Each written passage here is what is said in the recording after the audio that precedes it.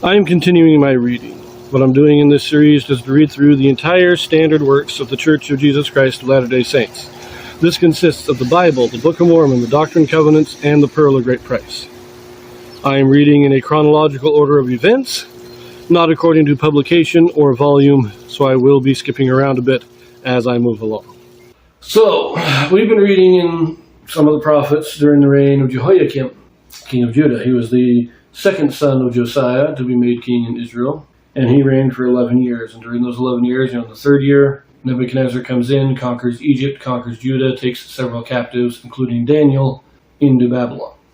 After that, we had several prophecies spoken of, and we had the story of the burning of the roll. Jehoiakim didn't like what Jeremiah was writing, and so he cut up the scriptures, burnt them.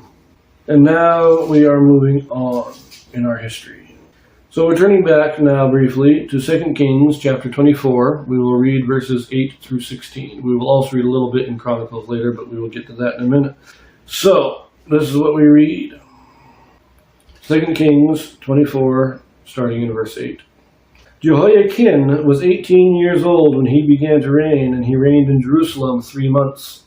And his mother's name was Nehushta, the daughter of Elnathan of Jerusalem. And he did that which was evil in the sight of the Lord, according to all that his father had done. At that time the servants of Nebuchadnezzar, king of Babylon, came up against Jerusalem, and the city was besieged. And Nebuchadnezzar, king of Babylon, came against the city, and his servants did besiege it. And Jehoiachin, the king of Judah, went out to the king of Babylon, he and his mother and his servants, and his princes and his officers. And the king of Babylon took him in the 8th year of his reign.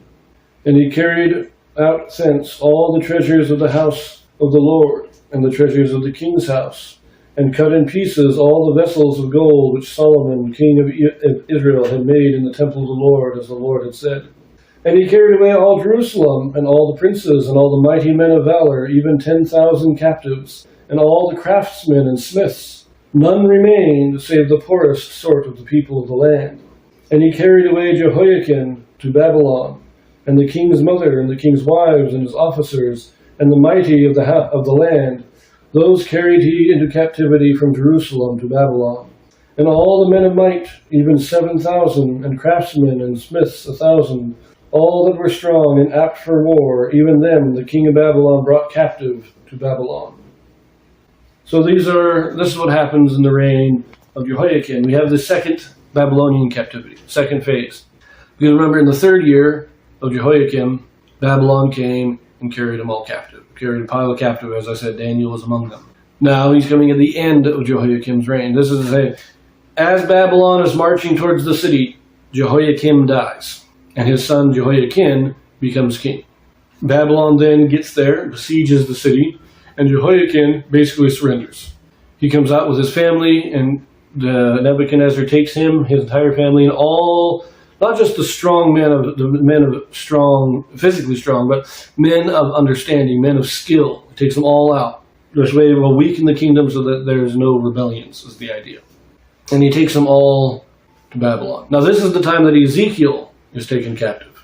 Daniel was in the first captivity. Ezekiel here, he's taken in the second. And it says in his 8th year. This isn't the 8th year of Jehoiachin, because Jehoiachin only reigned for 3 months. This is the 8th year of Nebuchadnezzar, because in the first year he came and he conquered and took the first captives. 8 years later, he's coming again. So that's what's going on here. This is our second wave of Babylonian captivity. So remember also, a lot of stuff has already happened with Daniel.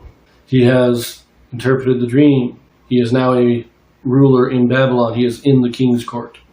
So let us now flip to 2 Chronicles and read what it says about this event here. This is 2 Chronicles chapter 36, verses 9 and 10. It gives us very little information here, but let's see what it says.